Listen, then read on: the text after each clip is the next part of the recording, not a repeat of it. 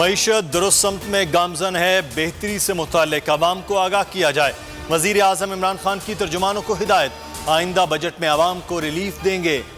Green euro bonds کے اجرا کی تقریب سے خطاب میں وزیر اعظم نے کہا، بھارت اور بنگلہ دیش آگے نکل گئے، وہ کام کرنے جا رہے ہیں جو 50 سال پہلے ہونے تھے۔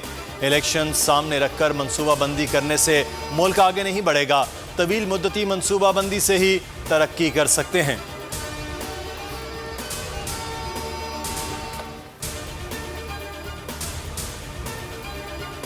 حکومت نے ملک کی ترقی کا سفر روک دیا، خیرات سے معیشت ٹھیک نہیں ہوتی۔ احسن اقبال کی میڈیا ٹاک، کہا ملک میں بے روزگاری اور غربت بڑھ گئی ہے۔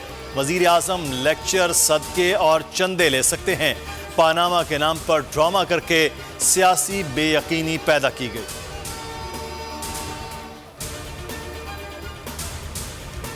سیاست نہ کی جائے، انصاف دیا جائے۔ علی ظفر کی رپورٹ مثبت ہے، منظر عام پر لائی جائے۔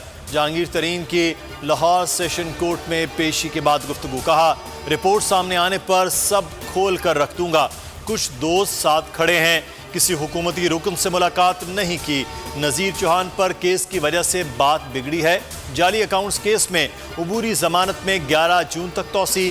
ترین گروپ کا بجٹ سے پہلے رپورٹ سامنے لانے کے لیے دباؤ بڑھانے کا فیصلہ۔